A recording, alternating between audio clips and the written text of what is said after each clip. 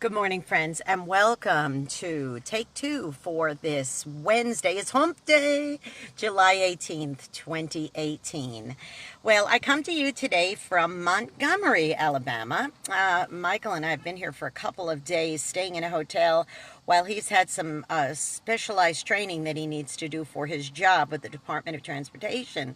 So we checked in a couple of nights ago. We're actually going home today after he gets done with class in a little while. But I had an experience that I wanted to share with you because it was just so outrageous and so ridiculous.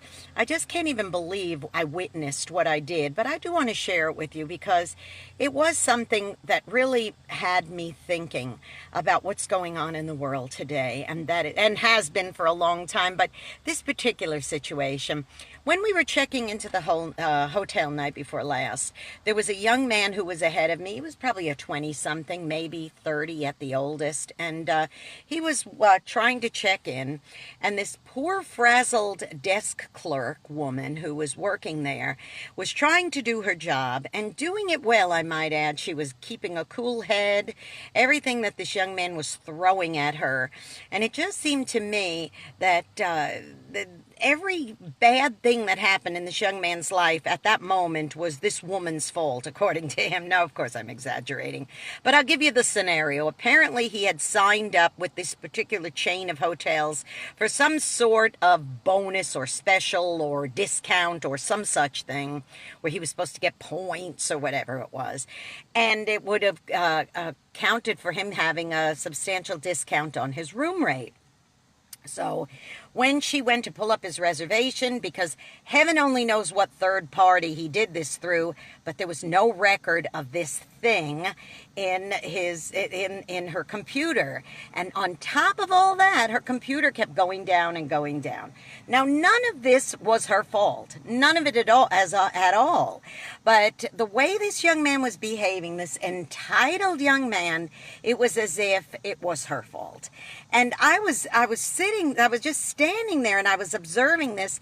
She kept glancing over at me and apologizing for me having to wait. And I kept saying, "No, that's all right. Do your job, dear. It's fine.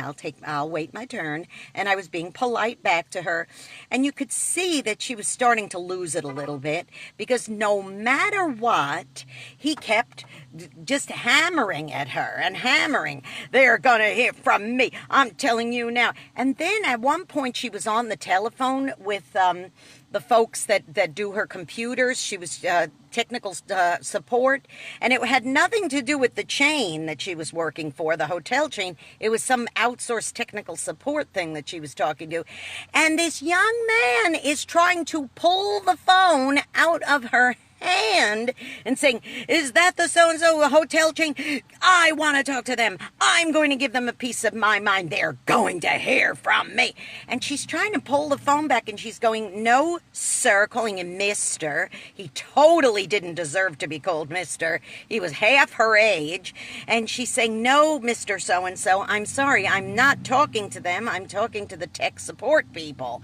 And so anyway, she ended up giving him a discount. She ended up giving him a suite instead of a regular room. She gave him this amazing discount and all this. And I'm thinking, why? Is the customer always right, even when he's really, really wrong? But it got me really, really thinking about the whole issue of entitlement. The whole world, in that man's world, revolved around him. He was number one. He was the most important thing. And everybody else, to heck with you and hooray for me. He didn't even care that I was standing there and waiting. That didn't bother him at all or interest him at all, because the most important thing in that young man's life was him, number one. And that made me really, really sad. So I have to check my heart and say, are there times I behave like that? Even if I behave like that just a tiny little bit, God forgive me if I ever behave like that. Now, to bring balance to this, there are times where you have the right to speak up if you've been done wrong, especially if you've been taken advantage of and that kind of thing. I'm not saying that. Please understand. That is not what I'm saying. What I am saying is that it's always better to prefer somebody somebody, to show kindness, to do a kind deed. So I'm going to encourage you and I'm going to challenge you in this day to go be a blessing to somebody today. You know, you might end up being the only one who is. So in this day, open a door for somebody. Let somebody ahead of you online at the grocery store. Say a polite thing. Compliment somebody. You know, you might end up being the only one who is. Do you know, we felt so bad for this lady that what we ended up doing was we went out to dinner, and when we came back, she was there, and it had calmed down. It had slowed down a little bit, and we brought her a couple of gourmet chocolates as a gift. And now I'm not saying this so you'll say, oh, aren't you nice people? I'm not saying that at all. I'm just showing you that to make a point that it is nice to do something nice for somebody. And let me tell you, this morning when we were checking out, she was working the morning shift, and we were checking out of the hotel this morning, and she said, you have no idea how those little chocolates just saved my day and what they meant to me. She said, I finished my shift that night, I got home, and I sat down and I ate those chocolates, and I thought about somebody who was nice to me today. Because you know what? As I say, we probably were the only ones who were nice to her that day. And that's a shame, a darn shame. So don't be the majority of entitled people. Be the minority of kind-hearted and generous people, okay? Hey, subscribe to my YouTube channel, JeanneSigler, and click that subscribe button. And also, listen to some great music at WRMZ.org. I know you'll enjoy it. Well, everybody, you have a blessed hump day. Do something nice for somebody today. And you know what? Keep it going. Don't let today be the only day you do it.